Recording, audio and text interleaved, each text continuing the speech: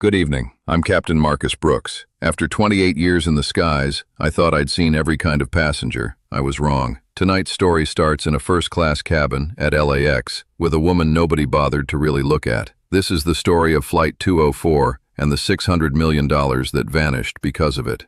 The Star Meridian first-class lounge at LAX ran on quiet money, dim lighting, real champagne glasses, the particular hush that settles over people who've stopped needing to prove anything. In the corner, invisible on purpose, sat Maya Okonkwo, 29 years old, a dark hoodie, worn sneakers, a plain canvas backpack at her feet. Forbes had tried twice to profile her. She'd declined both times, and the second reporter had eventually written the profile anyway, mostly guesswork, and gotten the founding year of her company wrong. She hadn't bothered to correct it. Her company, Lattice Systems, built the predictive routing software that quietly powered nearly half of North America's freight rail network. The invisible math behind why a shipment of auto parts reached a Detroit plant 3 days early instead of 2 days late, why a grocery chain in Ohio never ran out of produce during a snowstorm. Her face was a mystery, even to people who used her technology every single day. The only expensive thing on her was a watch, plain-faced, no logo, the kind only someone who genuinely didn't care to be noticed would choose to wear. She hadn't grown up around any of this.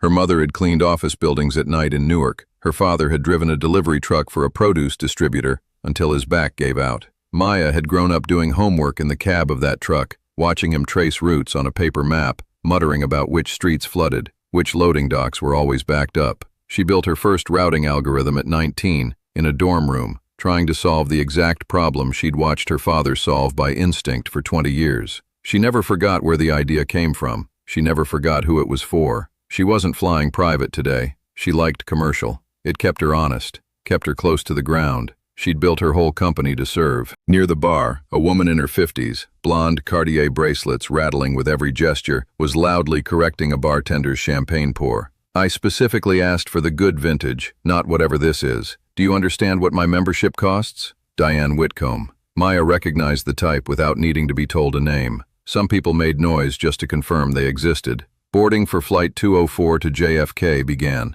Maya packed her tablet and joined the line. Diane stood directly ahead of her, handed over her boarding pass with a flourish, then turned and looked Maya over. Slow, deliberate, head to toe, lingering on the hoodie on her dark skin, on the simple braids pulled back from her face, a small sniff of disdain. She turned back around without a word. Maya had paid this particular tax her entire adult life. It was the toll for existing while black and unbothered by other people's expectations. She let it slide off and boarded the aircraft. "Welcome aboard. Can I help you find your seat?" 1A. "Got it," Maya said, settling in, pulling out her tablet. A shadow fell over her minutes later. Diane Whitcomb, seated in 1C, stood beside a flight attendant whose name tag read Susan Croft. "Ma'am, I need to see your boarding pass again," Susan said, voice syrupy. "I already showed it at the gate." "I know, but there seems to be some confusion." Diane crossed her arms behind Susan. "I just want to be sure everyone in this cabin is supposed to be here." Maya pulled up her boarding pass on her phone without a word. Susan scanned it. It beeped green. "Okonkwo, Maya, seat 1A, first class." "See?" Maya said flatly. "No confusion." "Even so," Susan recovered. "This is first class. We expect a certain level of decorum. Your attire's a bit casual for this cabin. Is there a dress code for Star Meridian first class I'm unaware of? Because I've read the terms of carriage. There isn't one." Diane stepped forward. She was glaring at me in the lounge. She made me feel unsafe. I don't want to share a cabin with her. She seems aggressive. Aggressive. Maya hadn't said a single word to this woman. She'd been reading about rail signal latency. "I wasn't glaring at you," Maya said, voice dropping quiet and even. "I don't even know who you are." "See?" Diane shrieked, pointing. "Hostile. I'm a million-mile flyer. My husband is Gregory Whitcomb. You need to do something, Susan." Susan Croft made her choice in half a second, the path of least resistance. "Ma'am, we reserve the right to refuse service to anyone causing a disturbance or making others feel unsafe. I'm sitting quietly in my assigned seat." A man in a cheap suit arrived, a gate manager badge reading, "Derek Moss." "Grab your bag, ma'am. We're not holding an entire flight for this." Maya looked at Susan, at Derek, at Diane smirking in triumph. Slowly she stood, pulled her backpack from the overhead bin and said only, "You're all making a catastrophic mistake." Derek sneered. "This way, please." Maya Okonkwo, founder of a company worth billions, walked off Flight 204 like a suspect, to Diane Whitcomb's satisfied smile. The jet bridge was cold and metallic. Derek Moss turned to her at the gate. "We'll rebook you on the next available. Looks like 10:40 tonight. Economy plus. I paid for a lie-flat first-class seat. You removed me over a fabricated complaint, and your solution is a middle seat 8 hours from now. Take it or leave it. Frankly, you're lucky we're not banning you outright." He printed a flimsy voucher and handed it over. $15 meal voucher for your trouble. Maya looked at the slip of paper. $15. It was almost funny, a perfect absurd symbol of how little they'd bothered to see her. Not the seat she'd paid full fare for, not the 11 years of building something from nothing, not the sleepless years the investors who'd once told her a black woman from Newark had no business pitching logistics software to freight executives twice her age. None of it mattered to Derek Moss, standing there with his printer receipt paper and his managerial indifference. To him, she was simply a problem that had been successfully removed. The cold stillness in her chest hardened into something else. Not anger, purpose. She'd built her entire company on one principle. Every action has a consequence downstream, whether anyone traces it back or not. A delay in one rail yard causes a shortage 3 states over. A missed connection in Memphis becomes an empty shelf in Minneapolis. Nothing existed in isolation, not freight and not people. A flight attendant, a gate manager, and a passenger named Diane Whitcomb had just created a data point they had no idea they'd created. "You won't be seeing me on that red-eye," Maya said quietly. "Then we're done here." "We're not done," she said to his retreating back. "You just don't know it yet." She walked to a quiet charging station and watched Flight 204 push back from the gate. Then she pulled out her phone and called Devin Marsh, head of her family office, the man who managed her capital, her holdings, her investments. He answered on the first ring. "Maya, you're supposed to be in the air." She gave him the facts plainly without embellishment. Star Meridian, Flight 204, Susan Croft, Derek Moss, Diane Whitcomb, Seat 1C, removed, accused of being aggressive, rebooked on a red-eye, offered $15. A long silence, then the sound of furious typing. "Devin," Maya said, "where are we with the Star Meridian rescue financing?" Another pause. "Final stages, $600 million in exit financing to pull them out of restructuring. Syndicated loan led by Ashford Capital's new credit fund. We're the anchor LP. Our $100 million commitment is what brought the other investors in. Without it, the whole structure collapses. Wires scheduled for this afternoon." Maya looked out at the sunny tarmac. "Pull it." Maya, pull means the entire syndicate defaults. Star Meridian doesn't get its lifeline. They go insolvent by Monday. Total liquidation. 42,000 employees out of a job. "I understand the mechanics, Devin. I'm a material investor in a company that just proved in real time that its internal culture is broken. Its staff make decisions based on prejudice instead of policy. That's not an isolated incident, that's a risk profile. I'm losing confidence in their ability to deliver anything, let alone a return on $600 million.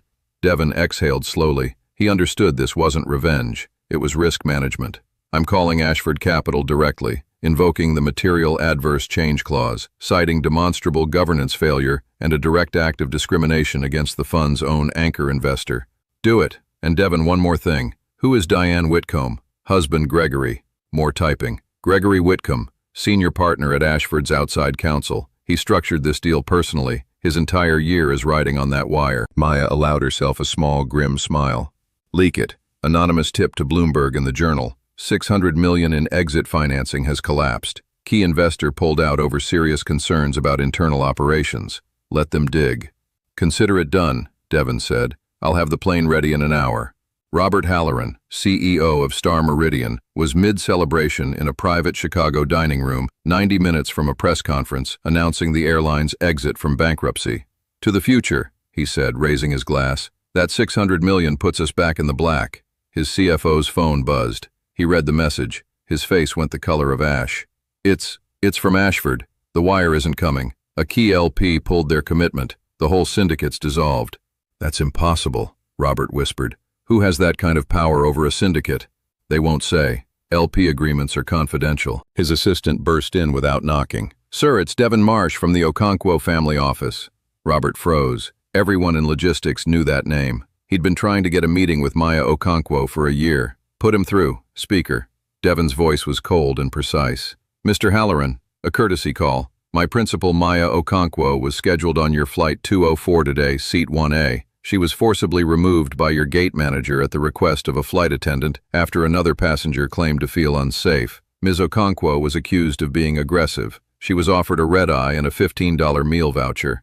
Robert felt the blood drain from his face. He was connecting the dots. The anchor LP. Oh my God. Ms. Okonkwo found it imprudent to continue funding a company that just demonstrated such a catastrophic lapse in judgment. The commitment has been withdrawn. The $600 million is dead. Please, it was one employee, not corporate policy. It is your policy, Mr. Halloran. Your staff felt empowered to make that call. They believed a stranger's discomfort over a young black woman's actual paid ticket. That's not a mistake. That's a culture. And you might want to call your outside counsel, Gregory Whitcomb. I have a feeling he's about to have a very bad day. Please, Robert said, his voice cracking, all the polish gone out of it now. Let me talk to her. Let me apologize directly. We can fix this. Comp her a lifetime of first-class travel, whatever she wants. Ms. Okonkwo isn't interested in a comped seat, Mr. Halloran. She's interested in whether your company is a sound investment. As of an hour ago, it isn't. There has to be something. There isn't, Devon said. And for the first time, there was something almost like pity underneath the coldness. You had 42,000 employees whose jobs depended on a culture you never bothered to build. That was always the real liability. Ms. Okonkwo just happened to be the one who found it. The line went dead. Robert Halloran sat very still for a long moment, staring at the polycom in the center of the table, the celebratory lunch cooling untouched in front of him, and understood with a sinking physical certainty that the next 90 minutes of his life, the press conference, the podium, the champagne toast he'd rehearsed in the mirror that morning, belonged to a version of the day that no longer existed. At 31,000 feet, Diane Whitcomb was on her second glass of champagne, feeling triumphant, when her phone buzzed with a Bloomberg alert. Star Meridian's $600 million exit financing collapses as key investor withdraws. Her phone rang, her husband screaming before she could say hello. Diane, what did you do? The deal's dead. The whole thing's gone. I don't understand. Bloomberg's asking why my wife had a passenger named Maya Okonkwo pulled off a flight. Diane, she was the anchor investor. The whole deal was backed by her money. You had her removed. Diane's phone slid from her hand and hit the floor. In the cockpit, the captain received an encrypted message he'd never seen in 20 years of flying. Divert immediately. CEO priority. Do not proceed to JFK. He looked at his first officer baffled, then keyed the intercom. Ladies and gentlemen, due to an unforeseen operational issue, we'll be diverting to Las Vegas. We apologize for the inconvenience, and we'll share more information once we're on the ground. The cabin groaned. Diane Whitcomb sat frozen through the announcement, staring at her cracked phone screen on the floor, not bothering to pick it up. She could feel every eye in first class on her now. The passengers slowly connecting the dots between the diverted flight, the frantic phone call she'd taken in a near scream, and the woman who had been walked off this same aircraft 90 minutes earlier. Back at LAX, Susan Croft and Derek Moss were in the employee break room, laughing about the diva in the hoodie over vending machine coffee when Derek's phone rang. The caller ID read, Robert Halloran, CEO. A gate manager's blood runs cold at a call like that. A CEO never calls a gate manager directly, not once in an entire career, let alone on a random Tuesday afternoon. You arrogant fool! Halloran's voice roared through the receiver, loud enough that Susan could hear it clearly from across the room. Do you have any idea what you've done? You bankrupted this company over a passenger in seat 1C. You're fired, both of you. Security is already on the way to escort you out.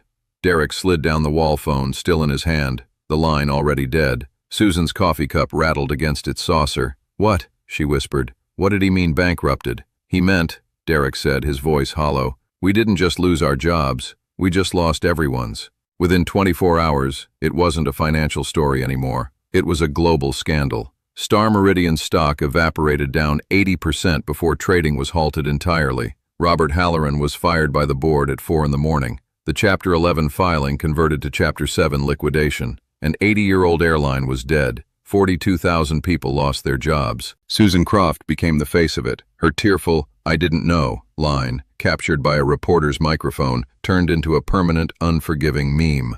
Derek Moss was blacklisted from the industry entirely, last seen stocking shelves on a night shift. Diane Whitcomb's husband was sued by Star Meridian's creditors for breach of fiduciary duty. The filing, alleging his own wife, had directly sabotaged the company's only path to survival. He filed for divorce 2 days later, citing a prenuptial clause voiding her claim to his assets after gross public misconduct leading to financial ruin. Diane was left with nothing, The house sold, the bracelets, pawned one by one to cover legal fees, cast out overnight by the exact social circle she'd spent the entire flight trying to protect from a stranger in a hoodie. She moved in with her sister in a quiet suburb outside Cleveland, and for a long time didn't leave the house at all. Maya landed in New York 2 hours before her original flight would even have arrived. She spent the evening in her apartment, tea going cold on the counter, watching the collapse unfold across every financial news channel at once. She felt no triumph in it. What she felt was a quiet, complicated grief, not for Halloran,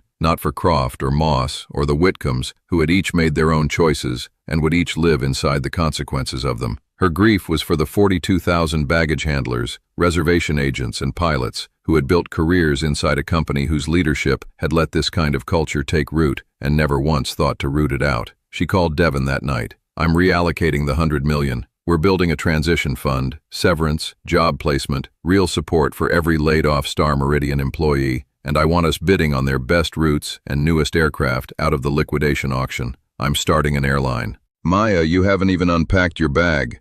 "It's a logistics problem, Devon. I'm good at those." She was quiet for a moment, looking out at the city lights. "But this one's going to be built differently from the ground up. Rule 1, before anything else gets written into a training manual. We don't care what a passenger is wearing. We care who they are. Everything else follows from that." 6 months later, the same gate at LAX where Maya had once been walked off in humiliation was decked in deep blue and silver bunting, the colors of Lattice Air, built from Star Meridian's bones, purchased for pennies on the dollar out of a bankruptcy auction. Nobody had expected to end this way. The media turnout was significant, not because a new airline launching was unusual, but because this particular launch had become something bigger than an airline. Business schools were already teaching the Star Meridian collapse as a case study in operational risk. Reporters wanted to know if the woman at the center of it all would show up to gloat, to grandstand, to say something quotable about justice. She didn't. Maya wasn't at the podium. She wasn't posing for photographs beside the new aircraft livery. She was out on the tarmac in her plain dark hoodie, doing a final walkthrough with the ground crew, checking boarding queue data on a tablet like it was any other Tuesday. The lead flight attendant, Rosa Delgado, a 19-year Star Meridian veteran who'd lost her pension and most of her savings in the collapse, ran her hand over the new cabin's upholstery, still faintly smelling of fresh material. She remembered the weeks after the layoff notice, the panic, the sleepless nights, the sinking feeling of updating a resume for a job market that had no room for a 51-year-old flight attendant. Then the letter from the transition fund had arrived, not just a severance check, but an actual invitation to interview. The training here had been different from anything she'd known in 19 years. 3 full weeks of de-escalation work, empathy training, real case studies pulled from actual incidents, not scripted role play. Every attendant now had genuine authority to solve problems on the spot, comp a seat, resolve a complaint, make a judgment call, no manager sign-off required. Maya had addressed the graduating class herself, standing at the front of the room in her plain dark hoodie, looking like she could have been any one of them. "I have one rule," she'd told them. "I don't care who our passengers are or where they're from. I care that we get them to their destination safely, with their dignity intact. Your old job was to follow a script. Your new job is to use your judgment, and I will always trust your judgment over a rule book." As Flight 001 pushed back, Maya wasn't at the podium for interviews. She was in seat 18C, coach number Connect class. This airline had no first class at all, working quietly on her laptop. A nervous young flight attendant approached. "Ms. Okonkwo, can I get you anything?"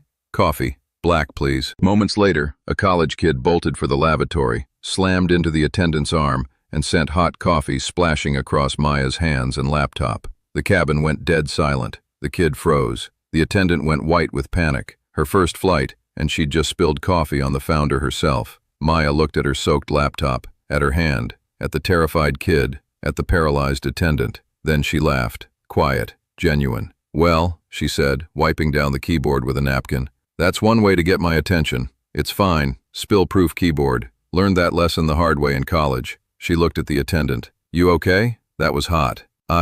Yes, ma'am. I'm so sorry. Accidents happen. Let's just get some napkins." She turned to the kid. "Hey, it's just coffee. We're good." A beat. "Nice hoodie." The kid broke into a stunned grin and shuffled off. The attendant exhaled for what felt like the first time in a minute. Rosa, watching from the galley, finally understood. This wasn't just a new airline. It was a new way of running one, coded this time, with something Star Meridian never had: grace.